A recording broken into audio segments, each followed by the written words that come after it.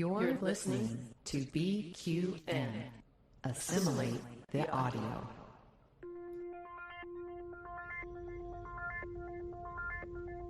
Engage. 78 years have passed since the days of the original USS Enterprise. Now a new Galaxy starship has been designed.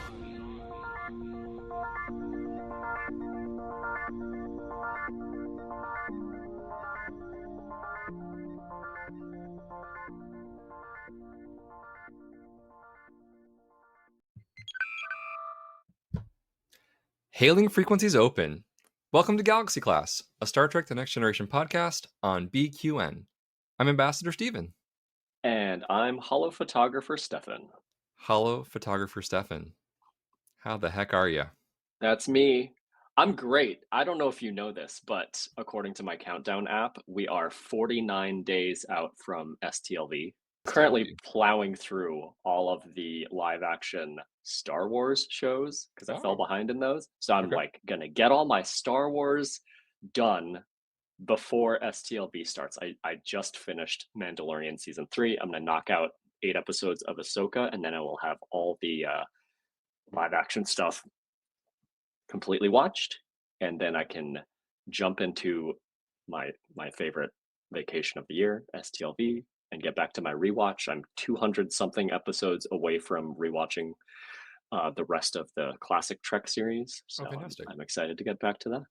That's wonderful. So listeners, I enjoy STLV every year, or as many years as often as I can go, for a number of reasons, but none the least of which is that it's always around my birthday. So I'll have my birthday just the day before we start and get to spend the week with my Trek friends from around the country and sometimes around the world. And that's a pretty fantastic way to celebrate a birthday. Are we doing birthday shots then in Vegas, Steven? We're doing birthday something. Dinner Birthday and something. drinks, shots. I mean, it'll be great. It's going to be fun. And speaking of libations, here is to our final episode of our first season, which is season 2 of the podcast. But our first season, yay! Cheersing. Yeah, I'm cheersing with some tea. And I'm drinking white wine. It's actually a wild ferment Riesling. So that's how I do. That sounds very fancy. I don't know much about wine, and if I drink it, it's usually red. Usually from the bottom shelf at the gas station. I know a bit about wine. I would love to at some point try more of the Chateau Picard wines. I've actually never really partaken in those. They tend to be bought up quickly when they go for sale, but I understand they're actually decent wines. I'm also a red man. I prefer red wines in general, but the winery I frequent in the Finger Lakes of northern New York makes really good Rieslings. So I bought a few of their different types of Riesling. It's a good area for the grape, or so I'm told. Well, I don't know nothing about that, but you can buy the Picard wines at STLV, right? You can, but the issue is then you're putting wine in your carry-on or your checked luggage, and fingers crossed that it makes it. Yeah. Do they? Okay, so I do remember seeing white wine bottles. Do they do red wine bottles too? I believe so. I believe they have a red and a white, maybe a couple of each. I didn't look too much into it. I tried to buy the Scotch, the Montgomery Scotch, back in 2019 when I tried it at STLV that year. But then Brexit happened and they weren't sure how they're going to tax it. So I ordered 4 bottles of it, 2 as gifts, 2 for myself, and I never got them. They never actually ended up shipping it. So yeah, it's a shame. It was actually a pretty good Scotch. I was impressed that Star Trek folks did a really nice job. My understanding is that also the Tenford vodka was pretty good, but I don't think I've had any of those. Partake. Yeah, I remember tasting them that year at STLV, and I really liked the Scotch. And I'm a bourbon Scotch guy, and I thought, it's kitschy, the name Montgomery Scotch, but really appropriate, really fun. So maybe in the future. I lost. After the pandemic and all the Brexit and all the things, I kind of lost track of it, but I should look into it again. It was a pretty good Scotch. Did they not do some Star Trek beers as well a few years ago? If they did, I'm not familiar.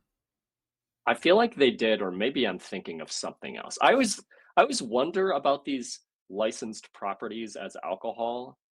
Like how much effort did they put into them? Are they actually any good? I wouldn't really know, but I've not tried, I don't think, any of them. Interesting. Yeah, I would love to hang out with the rest of our BQN network family and hang out with the usual people I love to see at Vegas. I always start STLV with the early morning walk run, the Body by Starfleet walk run. So Nice. that's like my favorite way to begin the week after I start day drinking for 8 days straight. I've never attended that, and I've taken up running. I'm actually training now, and not for a race. I'm just generally training to be a better runner. So maybe I'll join you, and I'll see I'll the tell back you, of your Steven, feet. nobody runs. I mean, some people, but for the most part, everybody just walks because it's so hot. But, I think, gosh, did we have any runners last year? I don't remember if we had runners last year, but it's the vast majority of people walk. But you could be our person out in the lead if you wanted to go Listen, run. You just have to get up at 6 a.m. I'm also happy to just walk with intent. That's fine. Yeah. Yeah. It's a great group of people and I love it. Fantastic. So this is the end of season 2 of the Galaxy Class podcast, our first season as podcast hosts. And, listeners, we'd love to chat a little bit about what this journey has been like. This is the captain. Senior officers will report to my ready room immediately. So what have we learned as hosts of a podcast? Stefan, what are your thoughts? As a person that has listened to Star Trek podcasts for over a decade now, I guess, I had not appreciated the amount of work that has to go in behind the scenes to structure a podcast and create segments and talking points and coordinate with your co-host if you have one. It always seemed to me like people just showed up on a mic, and that in itself is something I've learned any old mic is not necessarily gonna do.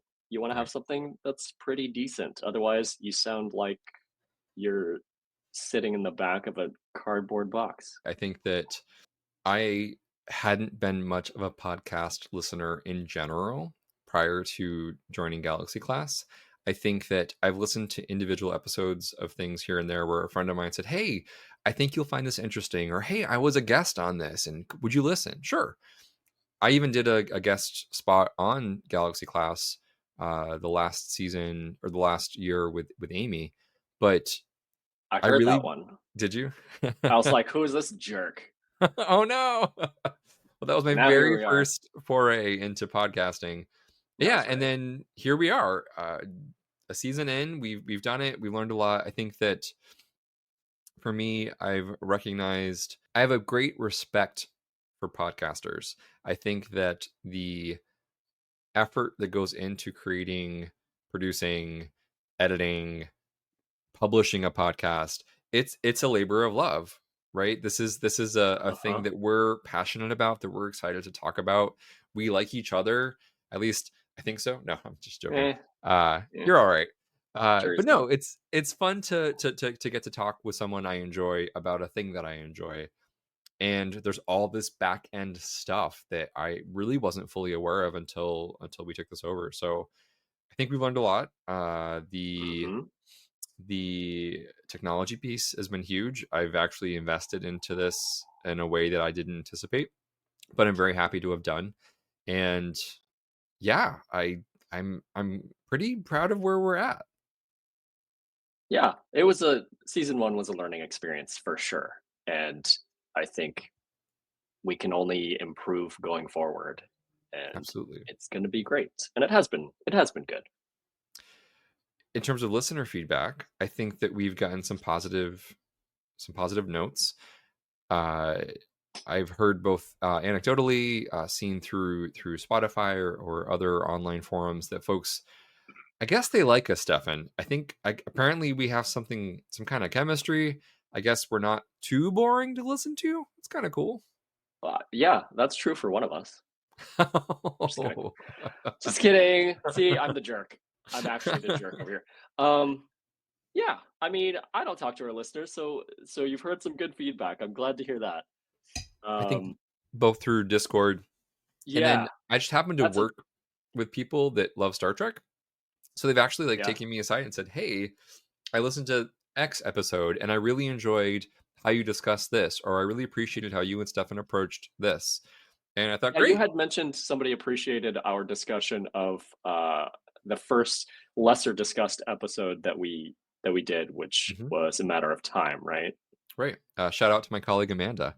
So Hi, she was Amanda. like, "Hey, this is also in our household. This is also not a favorite episode, but I appreciate kind of how you approached it." And it was interesting to hear about it because it's an episode that I wouldn't typically spend time with. Yeah. So, hey, lesser discussed episode sub segment. Yeah, I'm looking forward to doing more of those. But Agreed. I'm glad it was enjoyed by Amanda and whoever else listened to it. Yeah.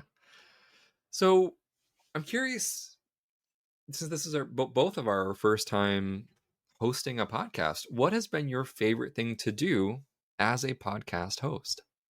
You know, I spoke a little bit earlier about the structure and the organization in the background to bring a show into reality, right? That's, I would say, the opposite of what my favorite part is. My favorite part is going on tangents as we discuss whatever it is that is the content of the episode we're recording. So if we go on tangents about an actor's personal life or a property that is tangentially related to the next generation topic we're discussing, I think just being nerds and chatting about this stuff is really the funnest part. All that other stuff is necessary work, and it has to take place. But the thing that I've enjoyed the most is just being a nerd as we are, right?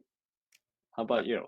I'd have to agree. I think that as much as I love Star Trek and I watch episodes and rewatch episodes and talk to friends and what have you, having some semblance of a frequency or cadence of discussing this in a way that's a little bit structured, a little bit intentional has been fun. It's really nice to say, hey, what is something that we find interesting that we think listeners would find interesting? And then we build an episode around it or find a guest host. And it's a depth in terms of talking about Star Trek that I wouldn't normally reach. And I've really enjoyed that. And then, additionally, the tangents we go off on tend to be really fun. And we get into territory that we probably wouldn't get into otherwise. And it's just fun. It's Yeah. enjoyable. I appreciate the experience. Yeah, listeners, just before we hit record, Steven and I ended up on this tangent talking about the Lion King. I'm drinking my tea out of a Lion King mug, and we had a whole bit where we were talking about the music from the stage production, and then this turned into a discussion. Whoops! Accidents happen. We're already in the ready room. Thank you, Captain. So we were having this discussion earlier about The Lion King, which turned into a discussion about Tarzan the musical, which I never knew anything about. But this sort of, I think, tendency that a lot of Trek fans have to think deeply and think a lot. I don't want to use the word overthinking because maybe there's some negative connotation. I don't know. But to think really extensively about a particular topic, like as we were doing earlier, Lion King the musical, Tarzan the musical.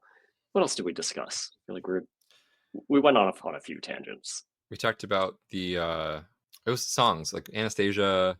Yeah, Don Bluth and animated films and some of the music and how you've performed some of it and how it's so good. Anyway, back to the point though. I had to stop us earlier because I was like, I feel like we are just blabbering here about stuff that we like, and we could save it for the podcast. And that's just the freedom of, as you were saying, Steven, having this structured discussion, but also within that structure, the freedom to deep dive into like these little side tangents. I think that's the funnest part about being a podcast host.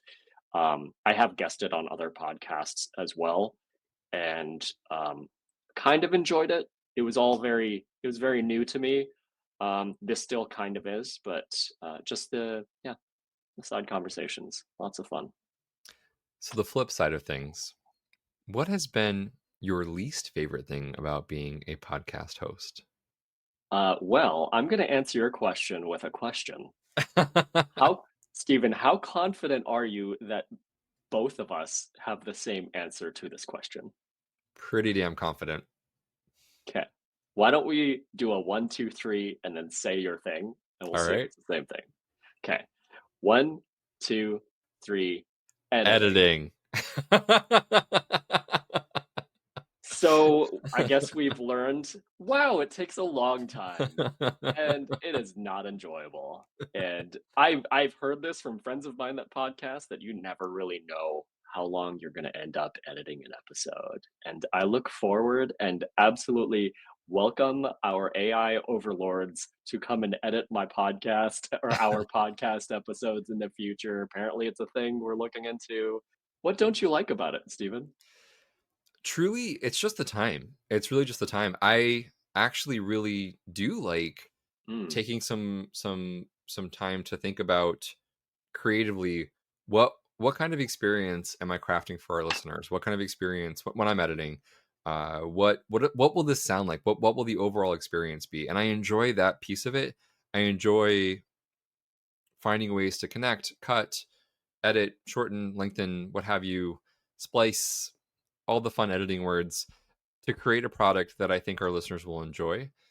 And I like being creative, and in my current line of work, in the current place that I live, I don't have much of an outlet to be creative. So that component of it, I actually enjoy. It just takes a very large amount of time to do it.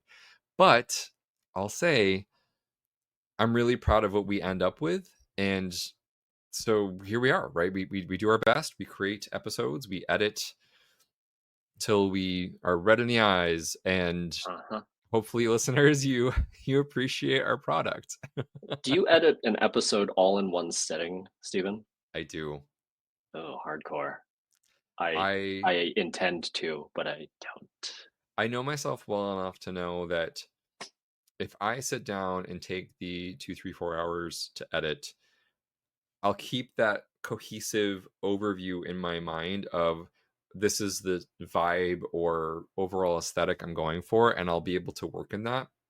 If I leave it and come back, I can sometimes lose a piece of that, and then I have to go back and re-listen to everything I've already edited to continue editing. That's how my brain works. So it's easier for me to just sit down and do it all at once.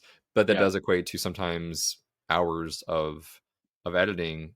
But then I'm always happy with the end product. So it's worth it. Yeah. I don't edit all in one sitting, though I try. You bring up a really good point. Aside from how much time it takes, it is kind of enjoyable. I do enjoy going back and listening to the discussion and cleaning up anything that needs to get cleaned up. But I just, about 45 minutes in, I'm like, I would rather be hiking or biking or reading a book or watching TV or playing video games or doing 100 other things that aren't me staring at GarageBand on my computer. It's really just, I mean, it's true. It's really just the time suck part of it. It's actually kind of a fun activity. And I think part of my problem is, and I know you work as well, like I work full time. I don't want to stare at a screen more. And doing something that, while I enjoy, eats away at my recreation time. So that's my answer. But good point about it. Just the time suck being the biggest problem. And listeners, that's what I mean when I say this is a labor of love, because the actual recording and conversation is just fun. Like, we're friends and we get to discuss this thing we love that we bonded over, and it's fun. Like, it's fun to just shoot the shit about Star Trek. It's just fun. Mm-hmm.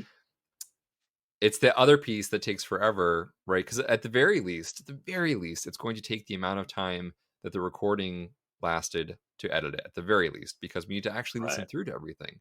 And of course, then it's the shorten this, cut this out. Oh, I completely screwed up this part. We're gonna start over again. So yeah, it's a labor of love, and one that I think I could speak for us when I say one that we're happy to do, and one that we're proud of. We're proud of what we're putting out there. Mm-hmm. Yep, and I'm excited for the season coming up. So we wanted to do something kind of fun in this episode, since this is a bit of a recap of season 2, but our first season as a podcast. Stefan, is there anything in particular you would like to talk about?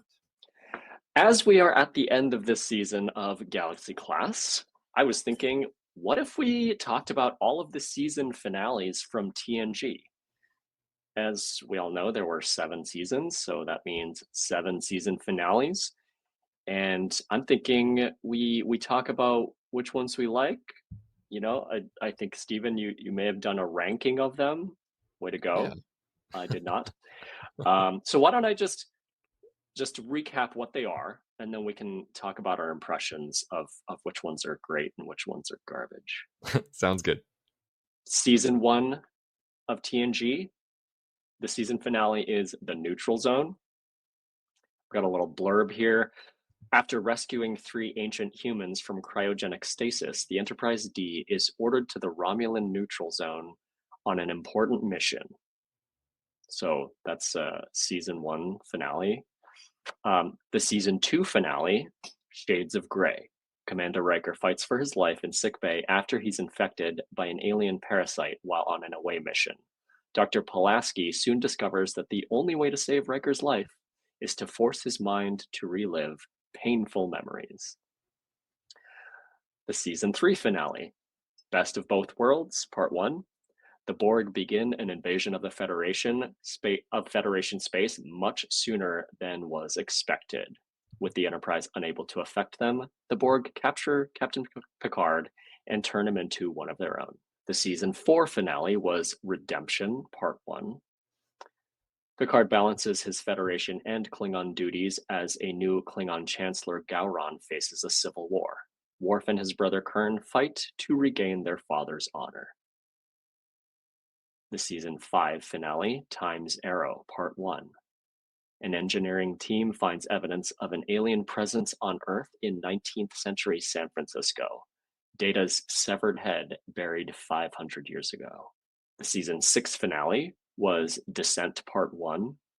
The Borg begin a new offensive against the Federation, but this time they're acting as individuals. Data experiences his first emotions while fighting them.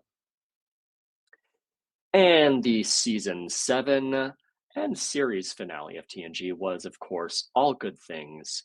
Picard learns from Q that he is to be the cause of the annihilation of humanity and begins an incredible journey through time from the present to the past when he took command of the Enterprise to 25 years into the future. So that is 7 TNG season finales. I feel like, and you know, you can disagree with this, Steven. The series finale, All Good Things, for me at least, is kind of a stone cold winner across all these episodes. So part of me wants to kind of take that out of the ranking. Like, if I'm going to pick one of these as my favorite, it's probably going to be that one. I actually completely agree with you. Yeah, it's almost like it's not a fair fight. It's not. It is not equitable. It's so freaking good. It's weighted so much in favor of this episode, and I agree. I think that's, if of the 7, this is a far and away winner for me. Is this the best Star Trek series finale? Oh gosh, that's tough. DS9 really nailed it with their finale. Right. I was just going to say, yeah. Yeah. Sorry, DS9, I think, did an amazing job, and I think that would actually be a very strong contender. I would say that All Good Things is definitely top 2, with What We Leave Behind being the other tiebreaker. I have enjoyed. Okay, all right. The season finale, the series finale of Picard was very much catering to the fan base and gave us all the things that we love, and I was here for it. I Oh, I 1,000,000%. right, like Ride that ship, psychologically yeah. manipulate me, make me laugh, make me cry, make me love Trek all over again. Absolutely. Bring back the iconic kind of camera over the poker table. They were really about it. They knew what we wanted. It hit all the spots. It hit all the spots. It was absolutely fantastic. It's difficult, maybe impossible for me to look at it critically and from a creative lens of like, is this actually like a good episode? Because it just brought me so much joy. I remember like fists in the air, like, yeah, like yelling at the screen and just laughing out loud, crying, all the emotions, the whole gamut. And yeah, so I think that it's hard to seeing that cast on that ship with that ending, just all the feels. So it's hard. I think that also kind of stands alone because of the emotional evocation that it brought. I agree. It's a little bit hard to maintain objectivity when you're so like deeply in love with a show and the characters, right? And they bring it back in such a way. I think about this when I see just a regular movie, right? It's like, is this objectively a good film? And also, did I like it? Those aren't necessarily the same thing, right? I like some real garbage movies. Like, you know the movie The Happening? I don't. M. Night Shyamalan. Oh, it's terrible. I love it. It's terrible, and it's great it's really enjoyable. So for me, I don't care. I mean, I do, but I don't care so much if something is objectively great. If I loved it, then it served its purpose as escapism, right? So the Picard season 3 finale, I think, as objective as it can be, it was a good show. But I loved it, and that's what I came here for. So Stefan, I appreciate that acknowledgement. I will admit, listeners, brace yourselves. Oh, I love Hallmark Christmas movies. Oh God. They are this objectively will be my last episode of Galaxy Class. It has been nice being here with everyone. I feel betrayed. I guess I'm posting for a new co-host. No, they are objectively terrible films, but they bring me so much joy. I will sit there with my like fuzzy blanket and my cup of hot cocoa and watch Hallmark movie after Hallmark movie, and like November, December, post Thanksgiving. I do wait till Thanksgiving, but that's my jam, and I recognize that these are terrible films, and I thoroughly enjoy them, and no shame, no regret. Nope. Take me for who I am. Steven, I have friends here that love Hallmark movies the same way. They know that they are not masterpieces, but you know, with a pumpkin spice latte and the snow coming down outside, it's like the vibe. I joined some friends for a Hallmark Christmas movie one year. This was, 4 years ago, maybe. Okay. I wanted to claw my eyes out and leave from the opening credits. It's not for me, but I love that people enjoy it. Even like if they enjoy the fact that they're maybe objectively kind of bad, that doesn't really matter. If that's your thing, like if that's like what the season feels like to you, then yeah, like you said, no shame, no apologies. Go get it. Definitely. So speaking of our TNG season finales, let's remove all good things from the ranking. Okay. Well, I guess it's number one. I think it's just number one for both of us. So we don't still have to remove it from the rankings. It just kind of stands in a class on its own. But it does. Assuming that's number one, what's your number two? Okay, if I'm looking back through these, I'm gonna say it's definitely not Shades of Grey. I remember as a kid being such a huge fan of Descent, parts 1 and 2. I honestly think it falls apart a bit in the second half. But I was always such a massive fan of the Borg, like a lot of people were. I bought and read the Descent novelization. Oh, nice. Yeah, and that verified and confirmed to me that the second half of it falls apart a little bit, but enjoyable nonetheless. So as I look back through the season finales, I I would probably have to say my second favorite is Descent, though it's real close to Time's Arrow for me as well. Okay. So What's your second one? along the Borg theme, Best of Both Worlds Part 1 is my next ranked season finale. Seeing Picard as Locutus and saying, resistance is futile and the cliffhanger to be continued. I remember watching this and like when it actually aired. Right. I recall seeing this. So this is 1990s. This aired June 18th, 1990. I was about to turn 8. And I recall this. I remember thinking, oh, but what? I need to know what happens. What? Picard's a Borg. Picard can't be a Borg. But I mean, for me, it was when I think of cliffhanger, this is what defined it for me. 1,000,000%. Yeah. Yeah. I love that you remember actually when it aired live. I recall.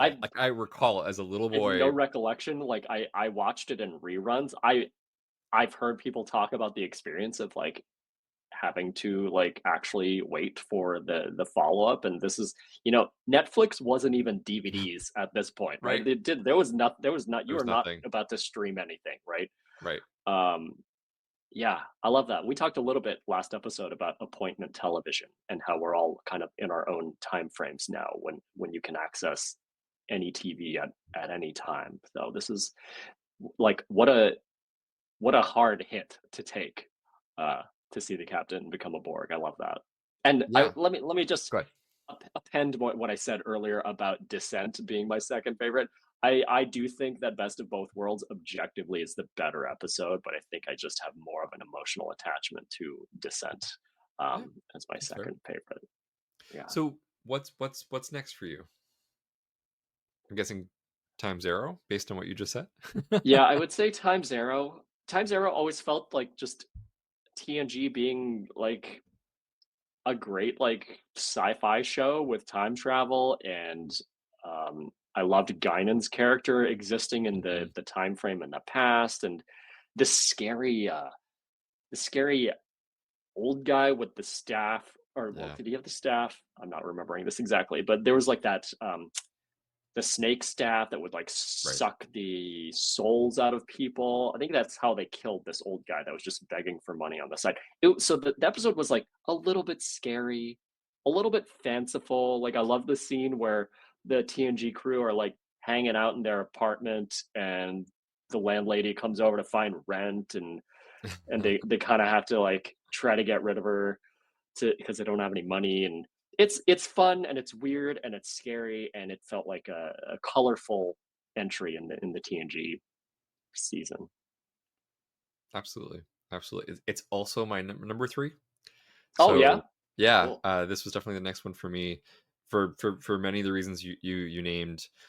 I think it's so fun to have characters in Trek who are old, right? Who live over multiple decades or hundreds of years. And to see Guinan back then, I think it's just lovely. I enjoy Whoopi Goldberg as an actress. I really love her portrayal of Guinan. I love the story behind why she became Guinan and how important Star Trek was to her and her acting journey. Fun, quick side story. My friend Keith and I sort of bonded over Guinan. The first time I hung out with him at his apartment, there was a picture of Guinan on the wall in his living room. I was like, oh my God, that's Guinan. He was like, you know who that is? I'm like, you like Star Trek? You like Star Trek? And we've been best friends ever since.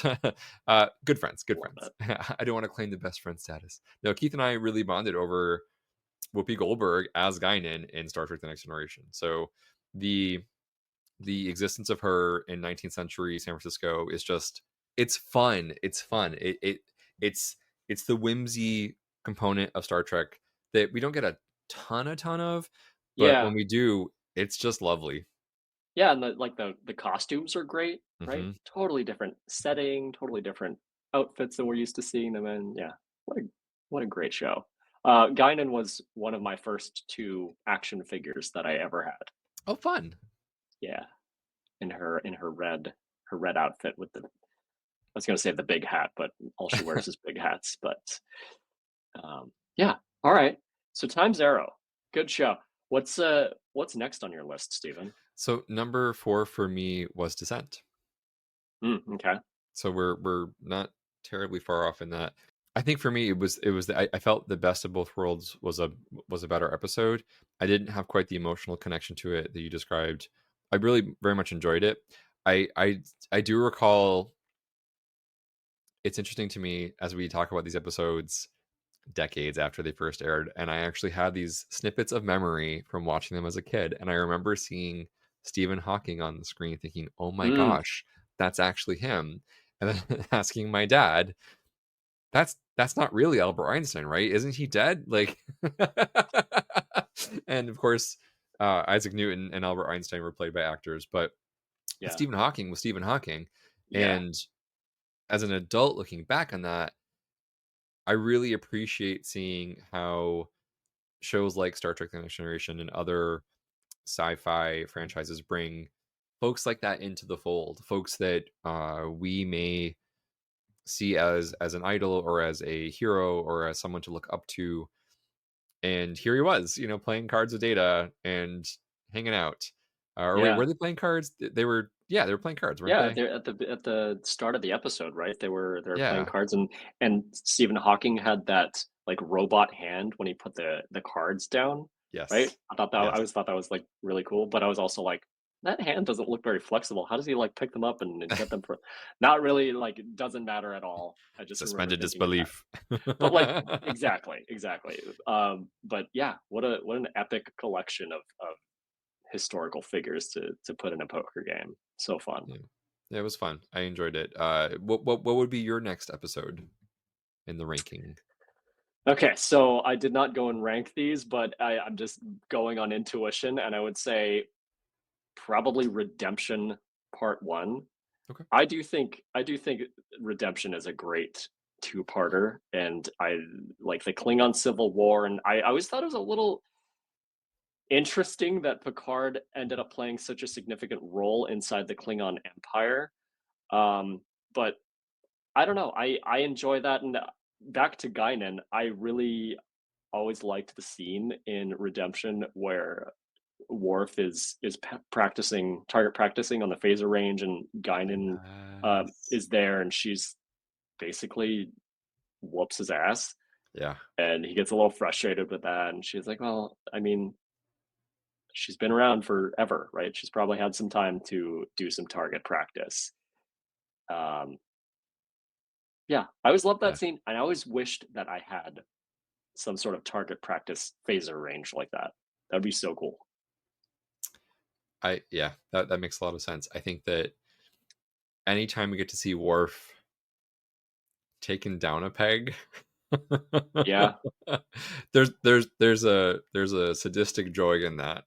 Is there? Yeah, he gets a lot. I mean, I feel like he gets shut down quite a bit on the bridge. I think maybe I brought this up in a previous episode. There are YouTube videos out there where people have collected the moments on the bridge of the Enterprise D where Worf presents an idea and Picard's like, no, we're not doing that. Or Riker's like, no, that wouldn't be a good idea.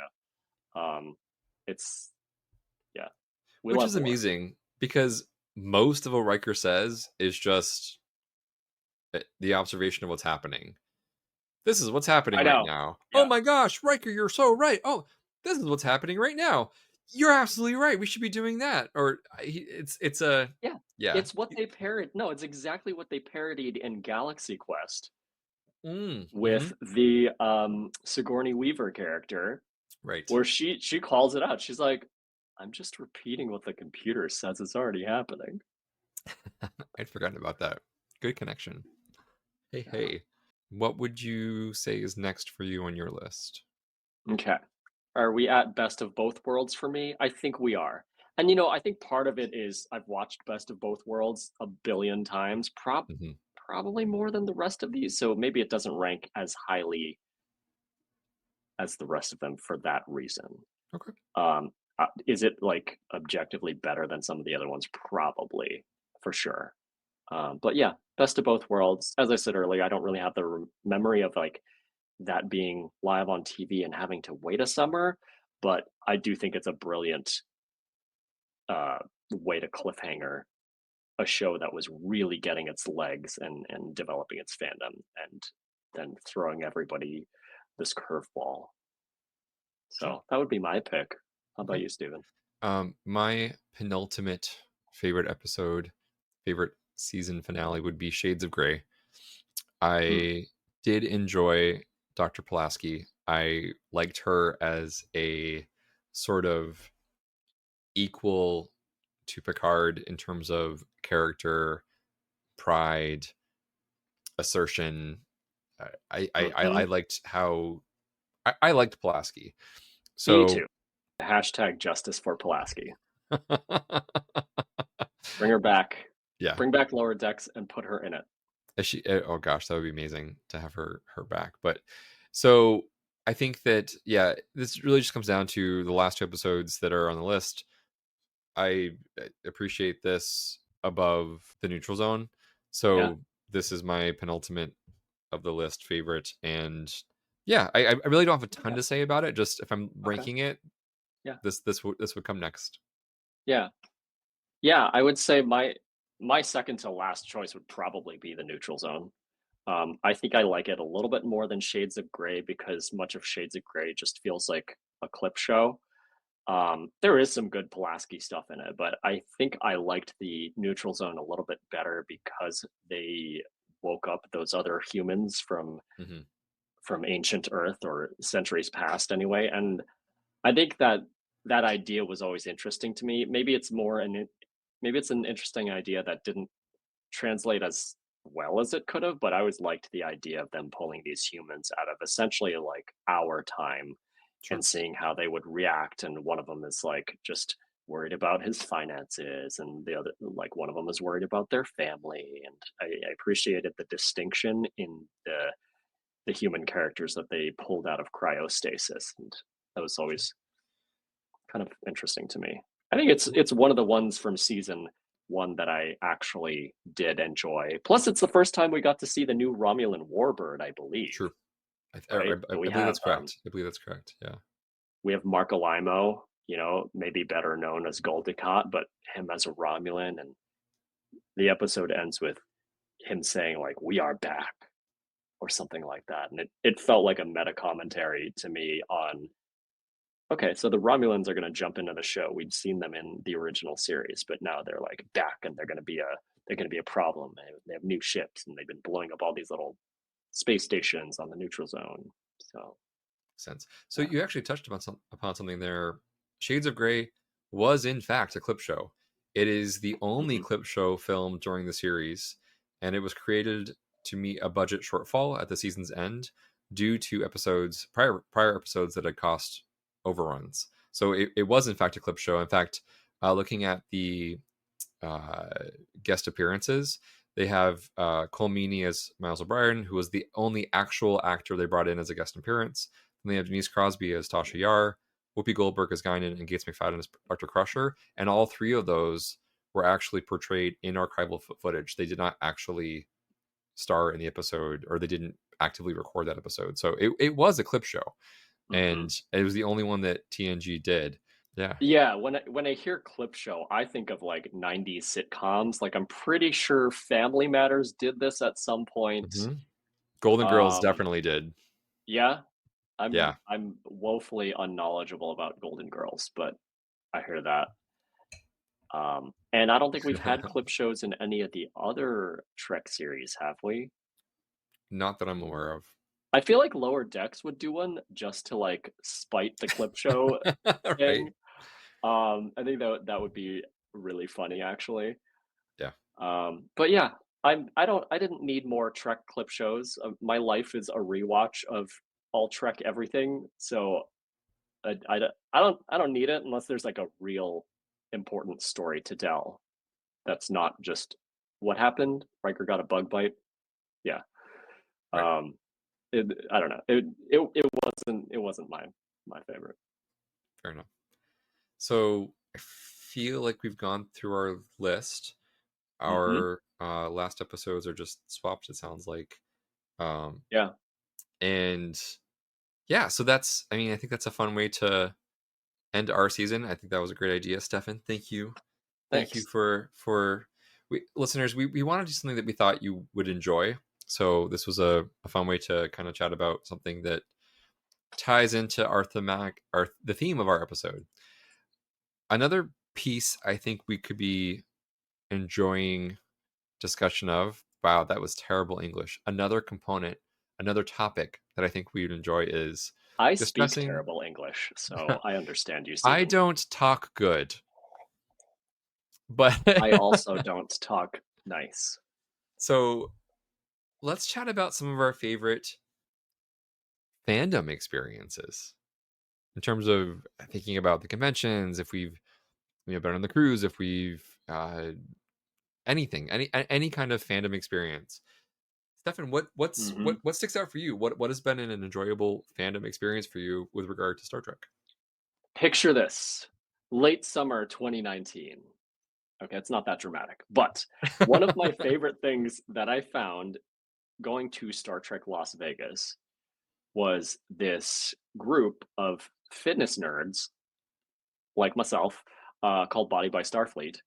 And in 2019, one of the convention regulars, shout out to Renee, I don't know if you're listening, I was talking with her and she was like, yeah, you should join my Body by Starfleet team. So they use the app called Challenges, which the BQN network uses as well. If you guys join our Discord, she was like, "Yeah, you should join my team, the Niners." And Deep Space Nine isn't like my favorite show, but it's up there.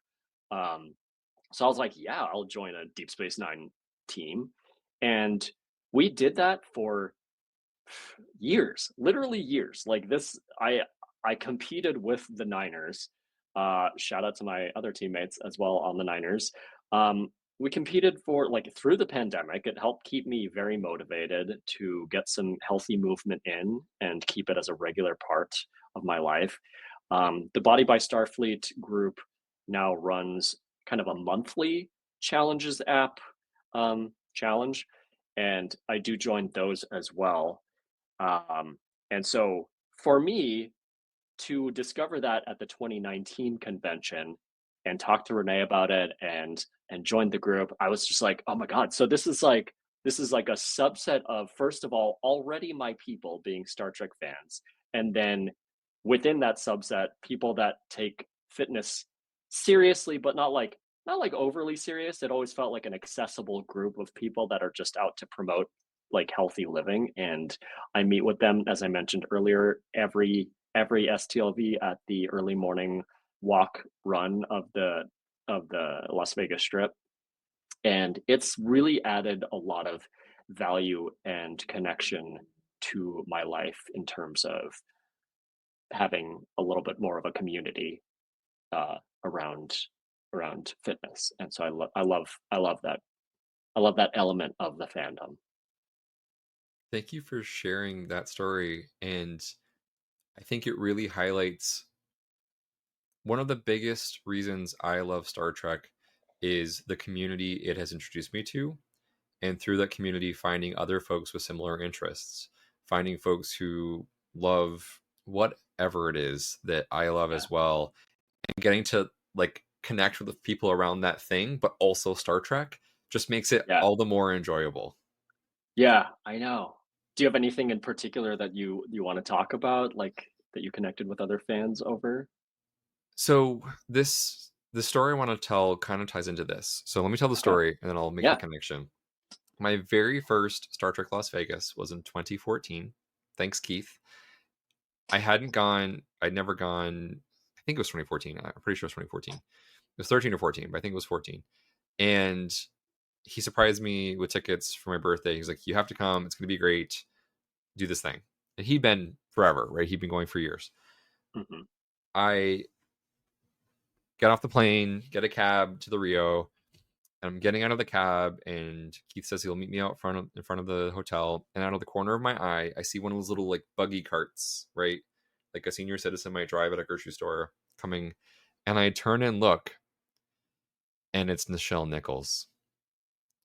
Now, listeners, at the time, I lived in the Village of Manhattan. Alec Baldwin lived in my block.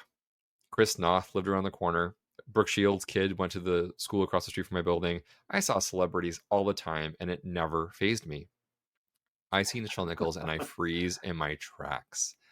And my friend Keith comes out, and he's like, "Oh yeah, you're gonna see that. Just don't worry about it." So we go inside and we check in. We go to our hotel room, and as we're walking back to the elevator, for those of you who've been to the Rio, the Masquerade Tower is kind of curved, a little bit like the saucer section of the Enterprise hallways are. It's kind of curved as you walk through.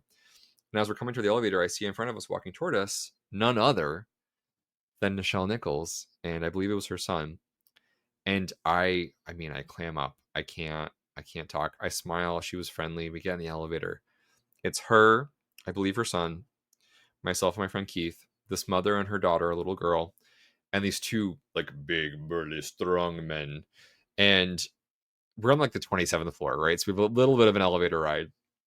And so Nichelle Nichols is this like wonderful like grandmother type with a little girl, and she's friendly. She says hi to us. We say hey back.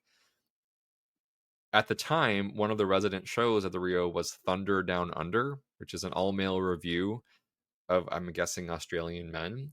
And Nichelle looks at the ad and looks at the men and goes, I wonder what you gentlemen do for a living. Now, this entire time, listeners, my brain's going, you're you. You're you. You are you. And that's all that's going on in my head. You're you. And then she says that. I'm like, oh my God, she's funny. She's funny. Oh my God, she's funny. And she said hello to us. I said hello back, but that was all I could eke out was a hello. And we get off the elevator, and Keith's like, do you need a minute? And I was like, I really do. I really do. So the connection there to passions and loves outside of Star Trek, the connect to Star Trek, a lot of my work in higher education has been around diversity, equity, inclusion, and belonging. And one of the things that really inspires me about Star Trek is the fact that so firsts happen in Star Trek, right? The first interracial kiss on television. The fact that the reason Nichelle Nichols stayed for the third season, she was going to step down. Dr. Martin Luther King Jr. said, you don't understand what you mean. You have to stay. You're part of the bridge crew. You're not a nurse or a maid or some sort of like you are part of the lead, right? NASA hires Nichelle Nichols to then go around the country and promote STEM for people of color, minoritized identities, and like women. And the work that's happened from Nichelle, I mean, Dr. Mae Jemison credits Nichelle Nichols for joining NASA, for becoming an astronaut, right? So this thing that I geek out about professionally, right? Access and connection to folks who may not otherwise get access to things due to marginalized identities. And then there's Nichelle Nichols, who's just, she was a sweetheart. I don't know if you got to meet her. I got her autograph once, and what a joy. Just a lovely human. And what she did for people of color and women in STEM is just incredible. And so this was definitely a connection of Star Trek fandom and then professional passion, and and what a fun, my brain just, you're you. I didn't say those words out loud, but that's all my brain was doing. You're you. Yeah, she is quite incredible. I don't know if you've seen the documentary Woman in Motion that came out a few years ago. Oh my God, so good. So good. And also, I mean, we can't not mention her vocal abilities. I don't know if you remember the end credit song from that film. She covers Fly Me to the Moon. So freaking good. Very talented vocalist. Yeah. She did so much for like NASA and everything that you mentioned, like powerhouse, absolute powerhouse. So it's no wonder you would shut down if she's around you. It's like, oh my God, this woman is an army. Right. I was in the presence of greatness and understood it. Yeah. Any other stories? Any other fandom connection stories, experiences you'd like to share? I think I can leave it there for the time being. Yeah. Okay. Yeah. I've got one more I like to share because it shows my ability to miss what's going on around me. Okay. So for my think it was my 35th birthday, my treat to myself was an autograph with George Takei. Now, up to this point, I had acquired many autographs, but they'd all been in the vendor's room. And so, as listeners, you may know, you walk up to the table, you pay the handler the fee, and you choose one of the photographs that's there to select from, and then you have them autograph it. I was in the last set of numbers for George Takei to sign, and I get up to the line, and I'm standing, and I see folks holding things, and it's common, right, for folks to bring items they want actors to sign, cast pictures and memorabilia and such. But I get into the room and realize that everyone except me is holding a thing to sign, and I don't see the photographs. I don't see the. Now, this was one of the bigger autographs, right? It costs a little more, and it's in a special private room, and I'm thinking, George freaking Takei. Oh my god, I have nothing for him to sign. And I am like second or third from last in line. So like if I leave to go buy something, there's an excellent chance I'll miss his autograph altogether.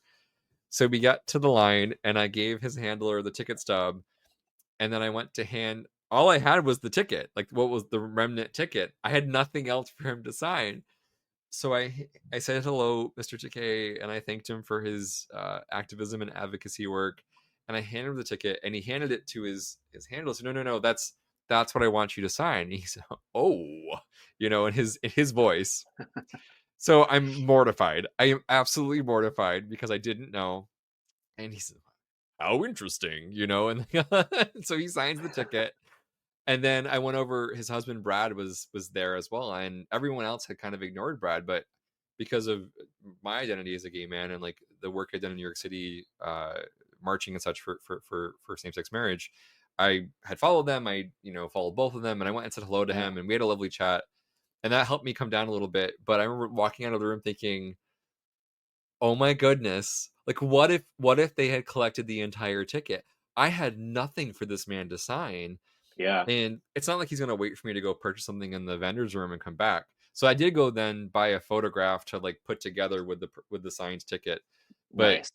It was such a wonderful learning moment. And I feel like he seems like a really lovely human. And I feel like he would have been understanding and let me go, what have you. But I do remember literally sweating when I realized you had to bring something to be signed, and I didn't have anything, and I didn't have time. And thank goodness for lovely Trek actors.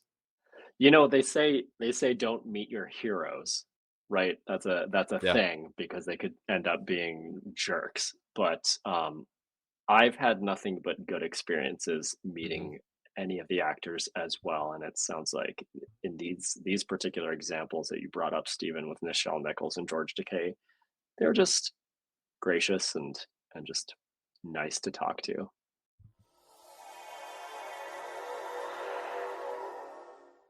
So where do we go from here? Well, after taking a little bit of a break, I think we're going to do some similar things, right, in the next season of Galaxy Class and maybe mix it up a little bit. Because as Stefan mentioned earlier, we have actual jobs and things to do in life, right? Can you imagine if we could just talk about Star Trek? If that was just it, we get to watch episodes and bring on guests, and sign me up. I want to get paid for that. That sounds wonderful. I described adulthood to my friend the other day as the pursuit of everything you wanted in childhood now that you have money. And I've heard some iteration of this before from other people. But it is true. If we could just sit here and talk about Star Trek all the time, I'd love to. But as Steven said, we have jobs and other stupid adult obligations. Anyway, go on, Steven. Yeah. So we'll this will be the end of our season for now. So we do want to hear from you. We want to continue getting feedback from our listeners. The anecdotes and such that we're hearing are really wonderful and helpful. I think it's nice to get some thoughts on where we could go, where we've been, what is enjoyable.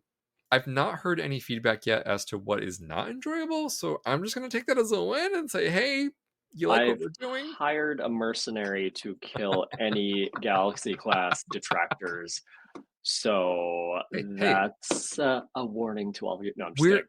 We are Federation. We don't kill. We might mildly maim, but we're not going to kill. I have hired an independent contractor. His name is Silver-Haired Dwarf, and he will come after you.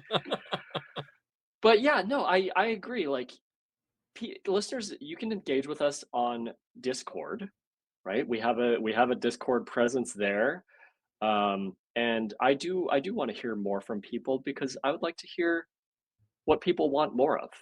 Segments that you enjoy. Maybe we'll reach out in Discord and say, hey, we're going to cover another lesser discussed episode. What do you guys think? Right? Absolutely. Yeah. I think it's a great next step. I think that we have really enjoyed the collector's card roulette, and I think listeners do too. So we'll definitely continue that. Yeah. I'm thinking maybe we expand it a little bit, right? Like I've got other sets of Star Trek collector's cards and might shuffle some of those in. Yeah, we can knock out details a little bit more later. And I thought it might be fun to throw in another random nerdy card into the shuffle to see if we can make some sort of Trek connection to it. Like throw a Pokemon card in there or a Marvel card or something. And brace yourself. I do have a collection of football and baseball cards. You could throw one of those in there. Anyway, we have ideas for the collector's card roulette segment, and I think we'll just continue to do that and mix it up a tiny bit. We also do personnel profiles. Steven, I'm thinking we probably continue to do those. I think right? I've received the most positive feedback from those. I think folks really enjoy the deep dives we take on these characters, and we have so many more to explore. So absolutely, I think we continue these. Yeah. Officer exchange, having guests on the show to talk about their either area of expertise or their favorite lesser discussed episode or what have you. I think we have a pretty good number of folks that have come forward and said, hey, I'd love to be involved. If you need a guest host or want a guest host, I'm here. Yeah. And I think we want to embrace that. I do. I love the idea that there are subsets within our fandom that have these very particular interests. So yeah, embracing the other fans that have very particular specialties, I'm totally here for that. Fantastic.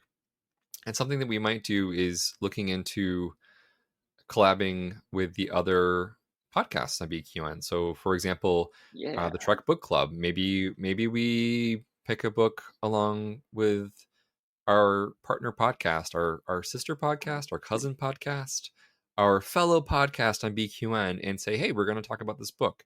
We'll see how that goes. I think that could be a fun way to engage in a different way for Next Generation. You know, folks, we love this series. We love this component of Star Trek, and it's been around for a minute. So we want to make sure that we're coming to you with content that is fresh, that is enjoyable, that is something that you're looking forward to listening to each week. So we're also open to other ideas. These are sort of the things we're looking at preparing for next season. And if you have other thoughts, please do reach out. As Stefan mentioned, we're available through our Discord chat, and we'd love to hear from you. And Steven, I have a question because I'm dumb and I don't know these things. Do we have a link then for the Discord group in our show notes? We sure do. Okay, great. Shows you how much work I do. Okay, great. I just wanted to make sure because I don't shout out a URL for the Discord group or anything, but I want to make sure people understand how to find us there, and you can find it in the show notes, and so can I. Final thoughts. Why, after all these years, not that we're that old, but after all these years, why do you still love Trek? Why is Star Trek important to you? So the first word that came to mind in thinking about this topic was community. I started going to Star Trek Las Vegas in 2013 and very quickly developed a sense of these are my people, and there are all these subsets of fans and like related interests and just fun, cool people. I did not have like a large community of fans around me when I was a kid. I had friends that liked Star Trek at school, and then I had a couple of friends that were into it. But I was never able to go to these big conventions and meet more people and realize, oh, this is actually a like global community. So that's one of the reasons that I still love Star Trek, is that kind of layer on top of staring at the TV and enjoying a show with characters I love. There's also a real life component to it that I think we all want to feel like we belong somewhere. And we all want to feel like we're part of a group that has similar interests. And that's something that really bolsters my love of the franchise. And then the other thing I thought of with this question was, broadly speaking, escapism is the word, but more specifically, the Star Trek universe of characters contains the things that I want to escape to out of my own regular life. Yes. Right. It has, it's got great teamwork. It has honorable characters that care about what they do and are generally respectful to one another, and it's about aspiration. And in my well, I guess in everyone's real life, you have toxic people in your life, right? You have people that aren't the best characters, and the Star Trek universe has all these characters and these aspirations, and it's what I don't want to say lack in my life, because I do have good people in my life, but it's got a bigger amount of the things that I wish existed in my real life. So it feels tailored to what I want to escape the real world from and live in. That is such an eloquent and thorough description of similarly why I still love Star Trek. Community. Yeah. It really comes down to community. It's the type of thing where I had a really bad day, I'm probably going to watch Star Trek. I had a really good day, I'm going to talk to a friend of mine who I probably met via Star Trek connections. I so look forward to this annual convention and connecting with folks and other experiences around Trek. This very soon I'm going to be on vacation with a huge group of friends that connected through Star Trek. We would not have known each other had it not been for Star Trek, and now we're going on an international trip because we just enjoy each other that much and we want to explore a place together. And it's this incredible community of awesome people that bond over this fun, geeky, nerdy thing,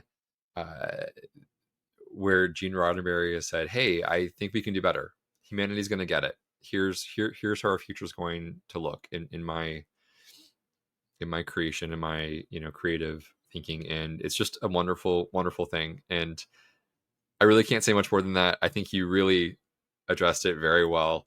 I think we've, again, the community piece is the base of it. Yeah, I agree. And I'll add one more thing. In the Star Trek universe, I've felt like I've kind of, part of me has lived there my whole life because I've been a Star Trek fan my entire life. So it's been a very grounding through line from childhood to adolescence through adulthood. And with these characters and these aspirations, it always kind of helps me to remember who I am, because it's been alongside me my entire life. It's a good group of people and characters that are sort of the way that I want to be. So it helps to bring me back to who I am as well. What you just said evokes for me, and I'm going to paraphrase listeners, Picard's line in Generations, time is a companion that goes along with us for the journey. And I think Star Trek is that for us.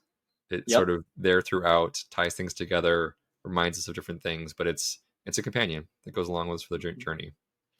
Yep, well said. Incoming transmission.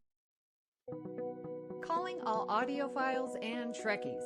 Prepare to boldly go where no podcast listener has gone before with the diverse soundscapes of BQN. We're not just a network, we're a universe of exploration, entertainment, and deep dives into the topics you love. Here's your star map to the sonic adventures awaiting you. Charting the Star Trek cosmos, we have all good things. Embark on a comprehensive journey through the entire Star Trek universe with insightful crew of Amy, Christos, Kelvin, and Kristen. From classic to current, they cover it all. Galaxy Class, Engage. Steven and Stefan pilots this deep space mission, meticulously covering all aspects of Star Trek The Next Generation. Infinite Diversity. Stay current with the newest Star Trek frontiers alongside Chrissy and Thad. Union Federation. Whether your allegiances lies with Starfleet or the Planetary Union, Kyle, Kevin, Amy, and Haley offer a unified front discussing both current Star Trek and the truly Trek at heart, the Orville. Crack open that book with Peter and the Trek Book Club podcast. Delve into the rich tapestry of Star Trek's beta canon. What's the T-Bab? Christos spills the latest Trek news and fandom insights with an essential LGBTQIA+ perspective, complete with engaging guest interviews. Our visual voyages that you can find on YouTube as well as a podcast are Trexperts Quiz. Think you're a Starfleet Academy graduate? Test your knowledge with Davey and MC's challenging Star Trek quiz show. And the View Screen. Tune in live on Sundays for your dose of Trek-inspired talk show. Kelvin and Amy host new 8-week seasons each spring and fall. Beyond the final frontier, we have Bargain Bin Gamer. Davey and Mitch, your self-proclaimed gamer guides, lead you to digital treasures, unearthing and reviewing the most affordable video game gems. Cinema Z. Grab your metaphorical popcorn for Mark and Matt's cinematic deep dives, unearthing overlooked films that demand your attention. History with the Szilagys. In order to never repeat it, tune in as Chrissy and Jason deliver bite-sized snippets of historical events from around the globe. And transformational journeys. Lex Rosa explores what it means to embrace authenticity in the face of societal expectations. To unlock deeper levels of engagement, try our patron perks. The Hive Mind is where you can join our random script readings, live reaction shows, and roundtable discussions. And check out our back catalog of It's Green, a verdant cornucopia of topics offering diverse and engaging conversations, and Amy's Math Moments. Discover the subtle and not so subtle mathematical wonders woven into the fabric of Star Trek. You can stay connected to our ever-expanding galaxy of content by following at BQN Podcasts on Instagram, Bluesky, YouTube, and Discord. We appreciate you choosing BQN to fill your auditory needs. Thank you for listening. Assimilate the audio. We would love to hear what you thought of today's episode, and hope you'll join us on our Facebook group, the BQN Collective, BQN Podcasts on Bluesky, or our Discord server to continue our discussion there. Links can be found in the show notes. Priority 1 message from Starfleet coming in on secured channel. Here on BQN Podcasts, you will never hear commercials on any of our shows. If you'd like to help us keep our shows coming to you each week ad-free, consider becoming a patron of the network on Patreon. For just $1 a month, you can join our Let's Fly reaction show, script readings, and other perks. Visit patreon.com/BQN for all the details. If becoming a patron isn't your thing, you can still support the show by sharing our posts on social media, talking about it with your friends, or hitting the subscribe button on Apple Podcasts or wherever you get your podcasts, and leaving us a star rating and written review. This helps others to find the show.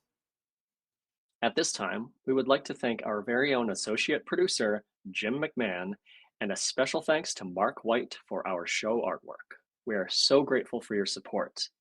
And to all of our listeners, we send out a heartfelt thank you. Thank you for beaming aboard the Galaxy class, and until next time. Make now always the most precious time. And if we're going to be damned, let's be damned for what we really are.